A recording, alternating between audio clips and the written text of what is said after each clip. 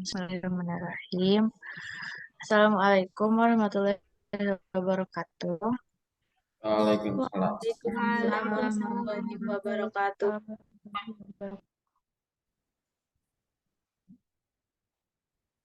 Selamat pagi, selamat sore untuk Ibu dosen dan juga teman-teman sekalian.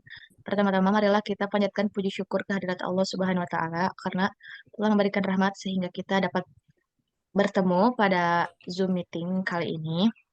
Perkenalkan, nama saya Astri Saida dari kelompok 7 yang akan bertugas sebagai moderator untuk kelompok 5 dalam diskusi materi landasan historis pendidikan nasional. Adapun anggota kelompok yang akan presentasi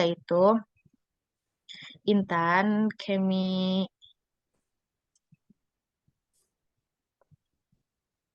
Intan, Fitriantika, lalu Rika, Dwi, dan Eka, juga saudara Riza. Baik teman-teman, langsung saja kita mulai ke sesi yang pertama, yaitu pembukaan. Sebelum itu, marilah kita mengucapkan bismillah bersama-sama. Bismillahirrahmanirrahim. Selanjutnya adalah penyampaian materi. Saya persilahkan untuk materi zaman purba dan Hindu-Buddha yang akan disampaikan oleh Saudari Intan. Baik, terima kasih moderator. Saya akan menjelaskan zaman purba dengan zaman kerajaan Hindu-Buddha. Next.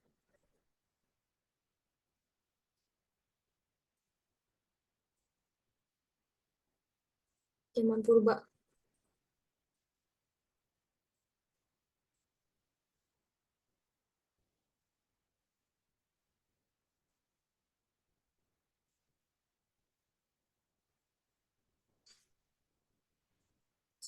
Zaman purba. Karakteristik kebudayaan pada zaman ini tergolong maritim dan hidup bergotong royong. Kepercayaan yang dianut adalah animisme dan dinamisme.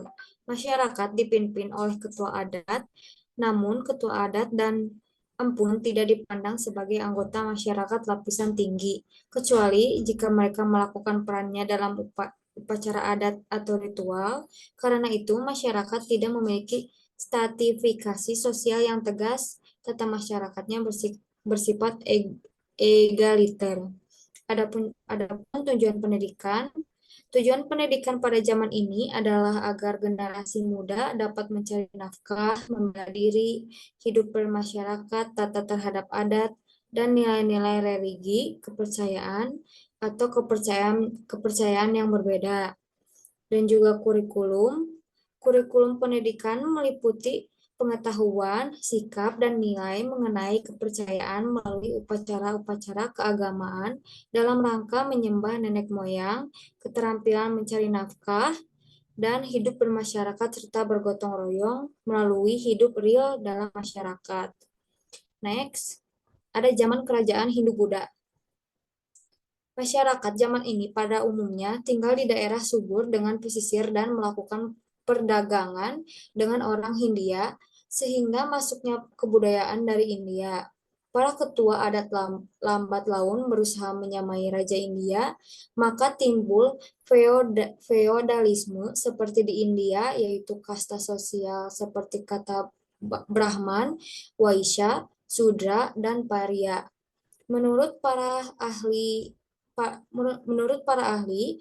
paling lambat abad kelima Mahesi telah dimulai zaman sejarah di Indonesia dengan ditemukannya tulisan di dekat Bogor dan Kutai. Next. Pendidikan pada zaman ini selain diselenggarakan di dalam keluarga dan di dalam kehidupan keseharian masyarakat, juga diselenggarakan di dalam lembaga pendidikan yang disebut perguruan atau pesantren. Hal ini berlangsung di Kerajaan Taruma, Negara dan Kutai. Pada awalnya yang menjadi pendidikan atau guru atau pandita adalah kaum Brahmana. Kemudian lama-kelamaan diganti menjadi guru, menggantikannya kedudukan para Brahmana. Pendidikan bersifat aristokratis, artinya masih terbatas hanya untuk minoritas, yaitu anak-anak kasta Brahmana dan Ksatria. Belum menjangkau masyarakat mayoritas yang anak-anak kasta Waisya dan Sudra, apalagi bagi anak-anak dari kasta Paria. Pada zaman ini, pengelolaan pendidikan bersifat ontom, artinya para pemimpin, pemerintah, atau para raja tidak turut campur mengenai pengelolaan pendidikan. Pengelolaan pendidikan bersifat otom di tangan guru atau pandita. Next. Kurikulum. Tujuan pendidikan pada umumnya pada para peserta didik menjadi penganut agama yang taat, mampu hidup bermasyarakat sesuai tatanan masyarakat yang berlaku saat ini, mampu membela diri dan membela negara. Kurikulum pendidikan meliputi agama, bahasa Sanskerta, termasuk membaca dan menulis, kesusastraan, keterampilan memahat dan membuat candi, dan juga bela diri atau ilmu berperang. Sekian, Kak, saya alihkan ke moderator.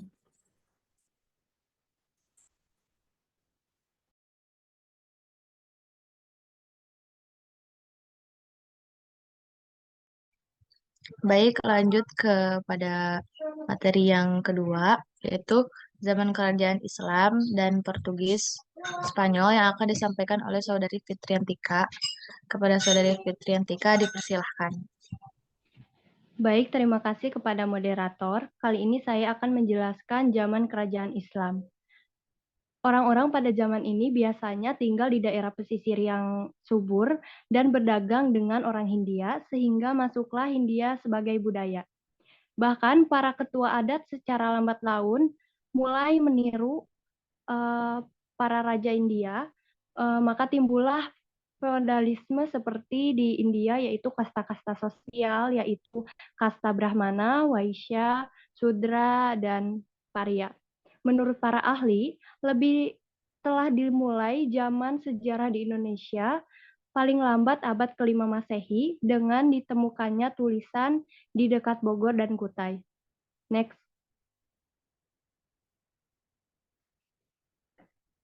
Lalu ada bagian pendidikan. Tujuan pendidikan pada zaman ini adalah mengarahkan manusia untuk bertakwa kepada Allah Subhanahu wa Ta'ala, memperoleh keselamatan dunia dan akhirat melalui iman, ilmu, dan amal. Selain itu, pendidikan berlangsung juga di lembaga pendidikan lainnya, seperti di langgar-langgar, masjid, dan pondok pesantren. Adapun pendidikan meliputi tauhid, yaitu ada Al-Quran, hadis, fikih, bahasa Arab termasuk membaca dan menulis, atau dalam membaca menulis huruf Arab. Di sini raja tidak ikut campur dalam penyelenggaraan pendidikan karena pendidikan bersifat otonomi. Lalu ada bagian metode. Metode pendidikan dilakukan dengan bervariasi, tergantung dengan sifat materi pendidikan, tujuan peserta didiknya. Contoh metode yang sering digunakan yaitu ada ceramah atau tablik, atau biasa disebut dengan wetonan. Next.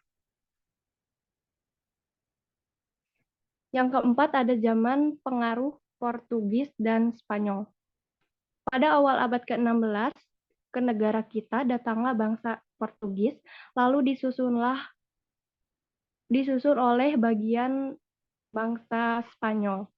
Selain untuk berdagang, kedatangan mereka juga disertai oleh misionaris yang bertujuan menyebarkan agama Katolik. Lalu pada abad akhir ke-16, mereka meninggalkan negeri ini karena sering mendapat pemberontakan dari Sultan Ternate. Lalu karena perdagangan rempah-rempahnya yang sudah tidak menguntungkan lagi, dan karena ada peperangan melawan Belanda. Lalu ada pendidikan. Pengaruh bangsa Portugis dalam bidang utamanya berkenaan dengan penyebaran agama Katolik.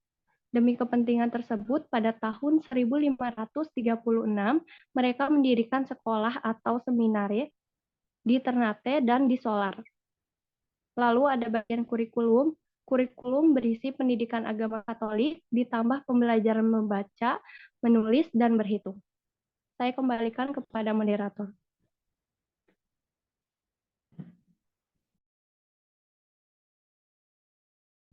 Baik, terima kasih kepada Fitriantika yang sudah memaparkan materinya.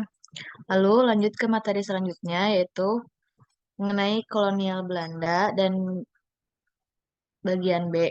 Sampai bersifat nasional harus segera dimasukkan dalam program perjuangannya yang akan disampaikan oleh Saudari Rika. Kepada Saudari Rika, dipersilakan. Baik, terima kasih moderator. Kali ini saya akan menjelaskan tentang zaman pemerintahan kolonial Belanda. Pada tahun 1596, bangsa Belanda telah datang ke negeri kita. Tujuan kedatangan mereka adalah untuk berdagang. Pada tahun 1602, mereka mendirikan VOC. Karena VOC merupakan badan perdagangan milik orang-orang Belanda yang beragama Protestan, maka selain berupaya menguasai daerah untuk berdagang, juga untuk menyebarkan agama Protestan. Karena itu, 1800 sampai dengan 1942, negeri kita menjadi jajahan pemerintahan kolonial Belanda.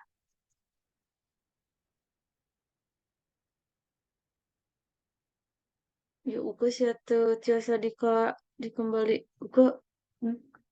Hmm.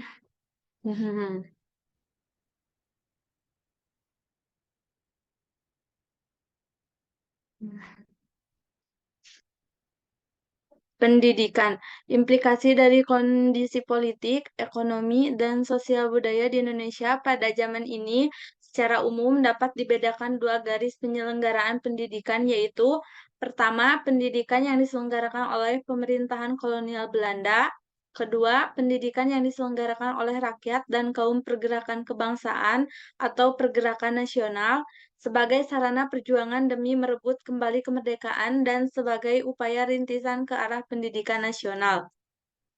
Yang kedua yaitu pendidikan oleh kaum pergerakan kebangsaan atau pergerakan nasional.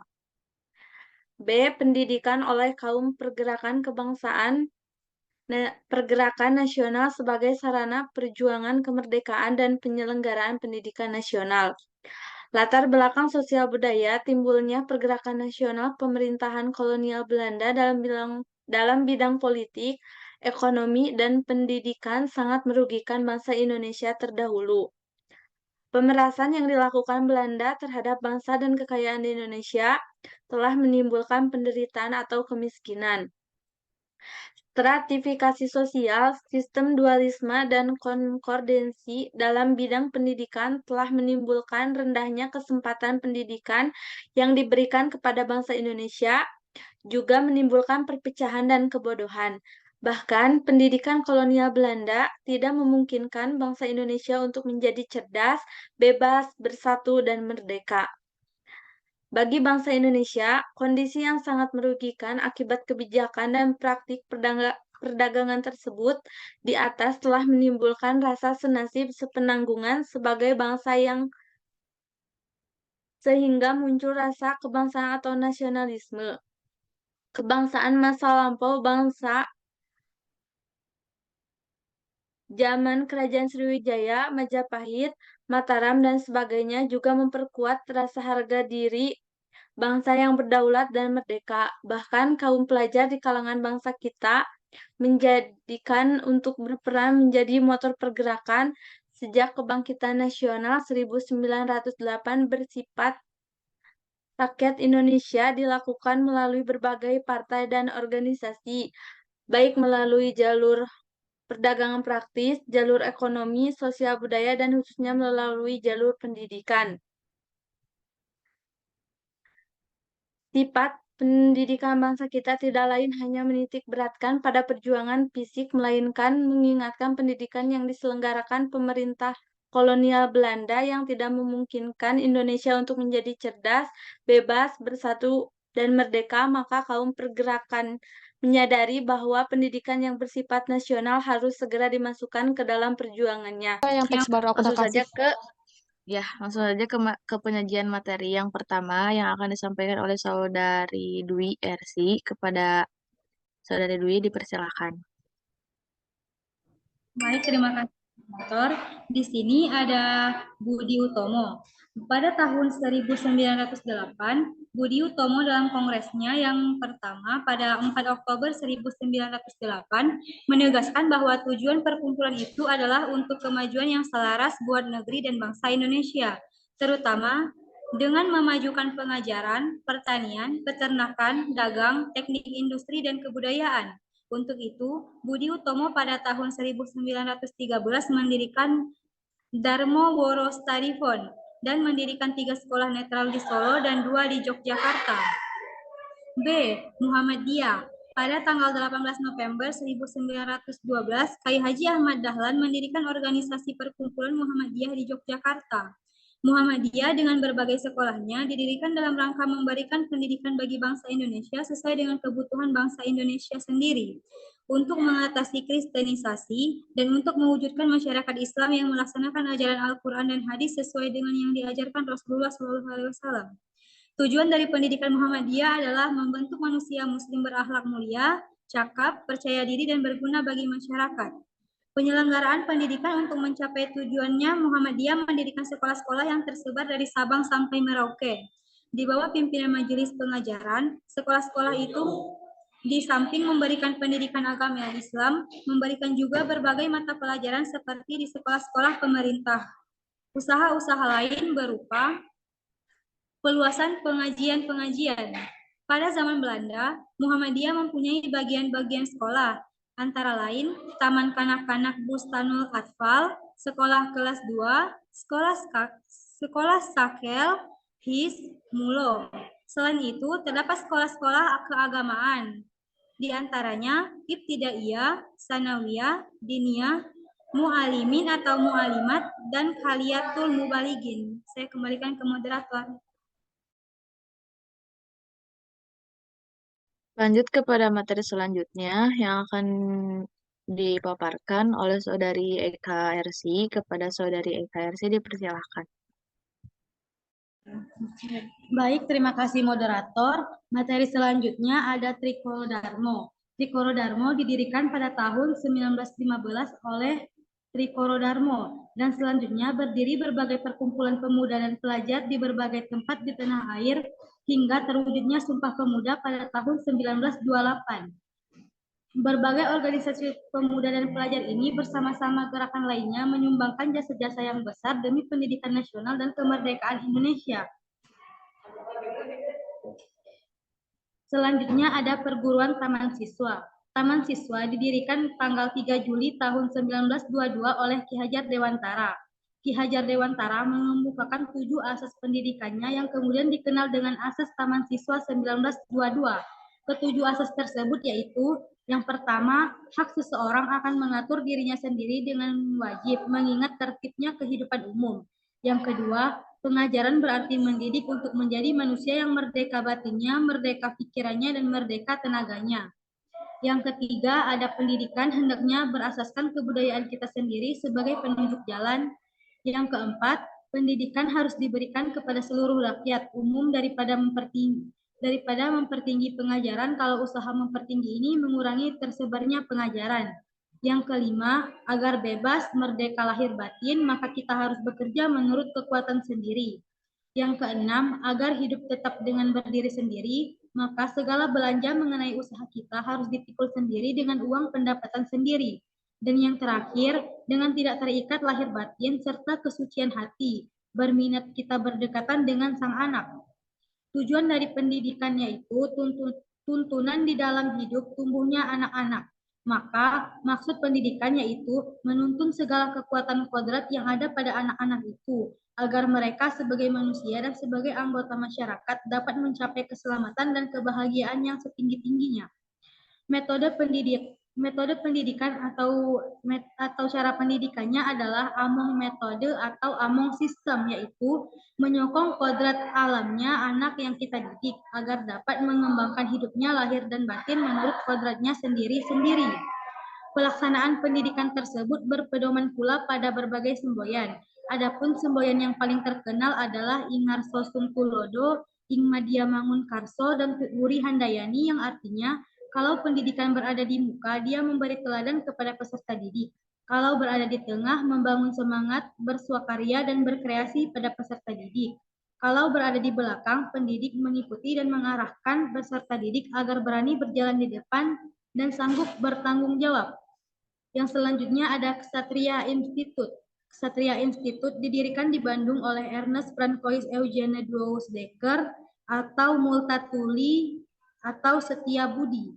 Ia memimpin lembaga ini sejak 1922 sampai 1940.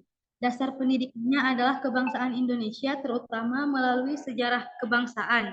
Tujuan pendidikannya yakni menghasilkan satria atau leadership bagi Indonesia merdeka di masa yang akan datang. Sekian.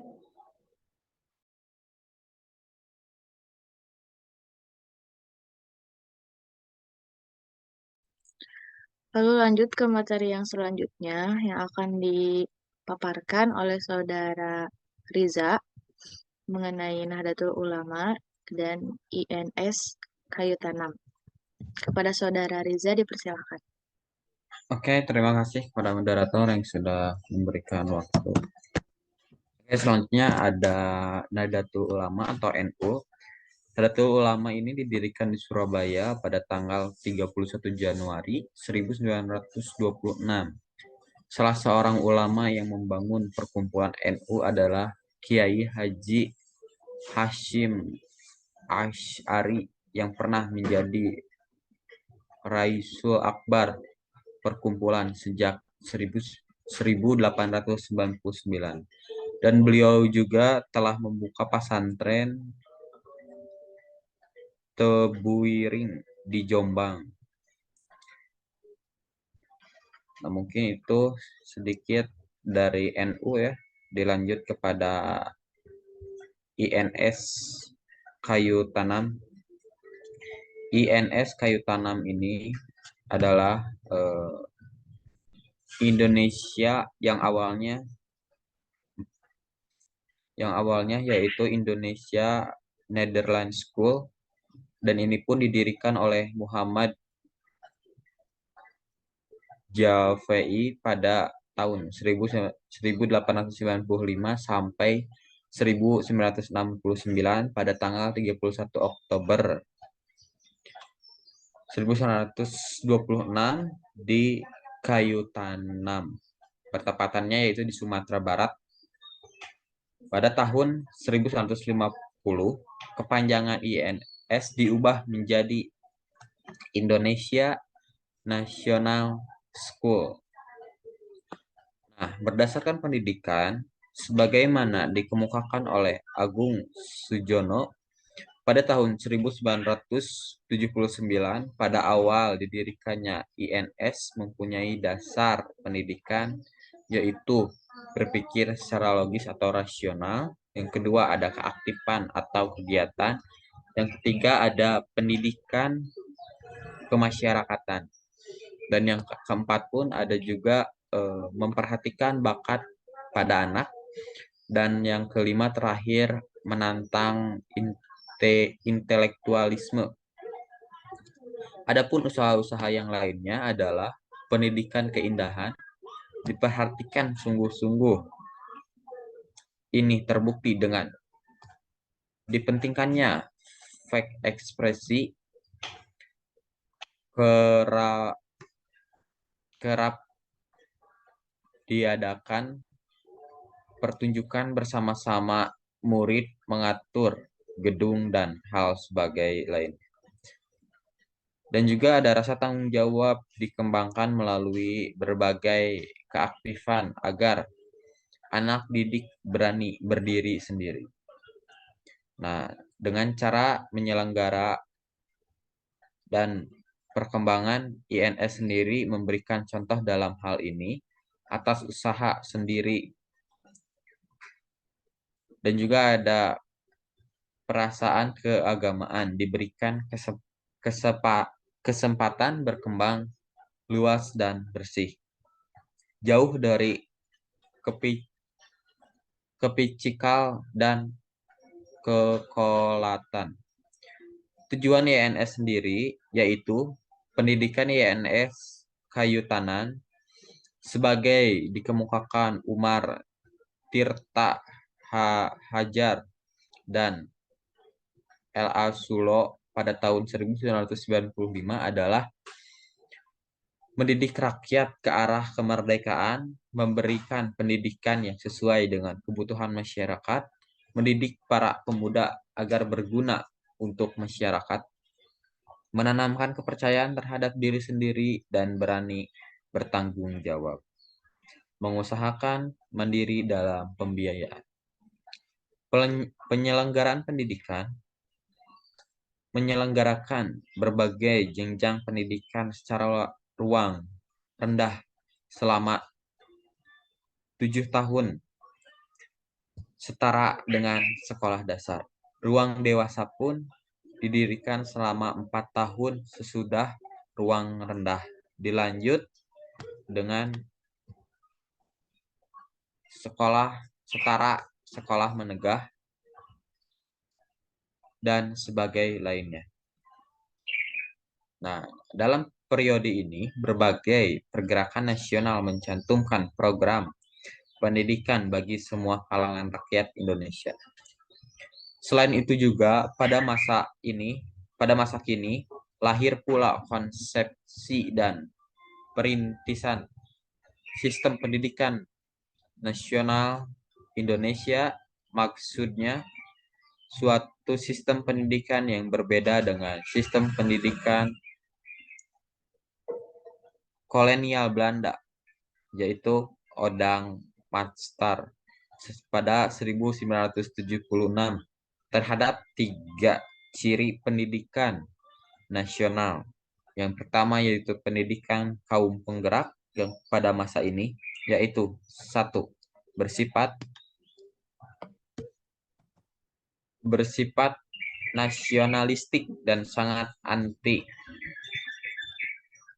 kolonialis, dan yang kedua berdiri sendiri atau percaya kepada kemampuan sendiri, dan yang terakhir yaitu ketiga pengakuan kepada eksistensi perguruan swasta sebagai perwujudan harga diri yang tinggi dan kebinekaan masyarakat Indonesia serta pentingnya pengembangan rasa persatuan dan kesatuan masyarakat kepada bangsa Indonesia menurut H.R.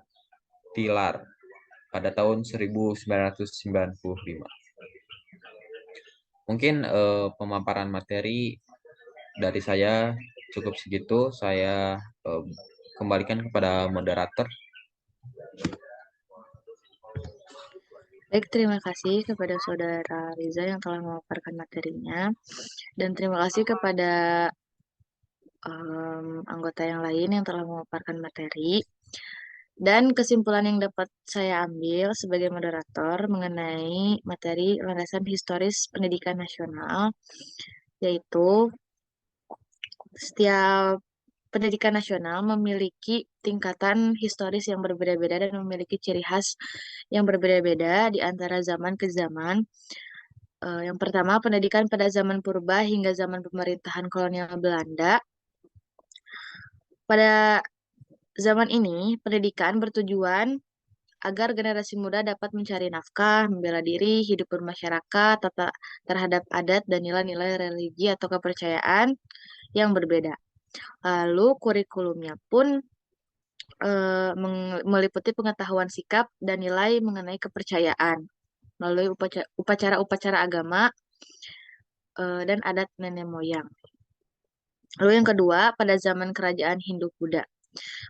Pada zaman ini, pendidikan bertujuan untuk pendidikan diselenggarakan di dalam keluarga dan di dalam kehidupan keseharian masyarakat. Juga diselenggarakan dalam lembaga pendidikan yang disebut perguruan paguron atau pesantren. Dan kurikulumnya yaitu menjadi penganut agama yang taat, mampu hidup bermasyarakat sesuai tatanan masyarakat yang berlaku saat ini, mampu membela diri dan membela negara. Lalu pada zaman kerajaan Islam, tujuan dari pendidikan ini adalah agar manusia bertakwa kepada Allah Subhanahu wa taala sehingga mencapai keselamatan di dunia maupun di akhirat. Ilmu diperoleh melalui Dan kurikulumnya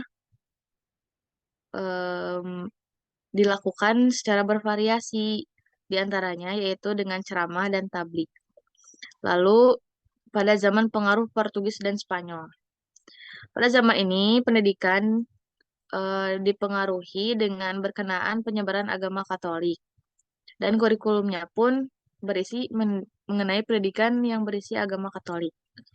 Lalu pada zaman pemerintahan kolonial Belanda, implikasi dari kondisi politik, ekonomi, dan sosial budaya di Indonesia pada zaman ini, yang pertama, pendidikan diselenggarakan oleh pemerintah kolonial Belanda. Kedua, pendidikan diselenggarakan oleh rakyat dan kaum pergerakan kebangsaan sebagai sarana perjuangan demi merebut kembali kemerdekaan. Lalu, pendidikan oleh kaum pergerakan kebangsaan atau pergerakan nasional. Pendidikan oleh kaum pergerakan kebangsaan pergerakan nasional sebagai sarana perjuangan kemerdekaan dan penyelenggaraan pendidikan nasional. Di antaranya ada pendidikan menurut I Jumur H. Dana Suparta mengemukakan bahwa setelah tahun 1900 usaha-usaha partikelir di bidang pendidikan berlangsung dengan giat. Untuk mengubah keadaan dari penjajah, kaum pergerakan memasukkan pendidikan ke dalam program perjuangan, yaitu yang pertama, sekolah-sekolah yang sesuai haluan politik, seperti yang diselenggarakan oleh Ki Hajar Dewantara, yaitu taman siswa. Yang kedua, sekolah-sekolah yang sesuai tuntutan agama Islam, seperti yang diselenggarakan oleh Muhammadiyah dan NU atau Nadatul Ulama. Lalu pendidikan pada zaman pendudukan militerisme Jepang. Pendidikan pada zaman ini yaitu bertujuan untuk mengisi atau kepentingan Perang Asia Timur Raya. Lalu hilangnya sistem dualisme dalam pendidikan dan juga sistem perguruan menjadi lebih merakyat. Lalu pendidikan Indonesia pada masa periode 1945 sampai 1969 dan masa PJP terdapat pendidikan pada periode tahun 1945 sampai 1969, peletakan dasar pendidikan nasional, demokrasi pendidikan, lahirnya LPTK pada tingkat universitas, lahirnya perguruan tinggi, era pembangunan nasional semesta berencana tahap pertama, pendidikan pada masa PJP 1. Lalu, pendidikan menurut Hartilaar menunjukkan kualitas pendidikan PJP, di antaranya ada dana pendidikan yang belum memadai, dana yang tersedia untuk meningkatkan kualitas pendidikan. Lalu kelulusan SD, presentasi jumlah siswa yang menamatkan SD pada tahun 1989 sekitar 70%, sedangkan di negara maju lebih besar mencapai 91%. Prestasi membaca komprehensif juga dinilai sangat kurang dibandingkan dengan negara maju. Dan daya serap terhadap isi kurikulum rata-rata terbatas murni siswa SMA pada tahun 1987 hingga 1990 menunjukkan rendahnya kualitas pendidikan.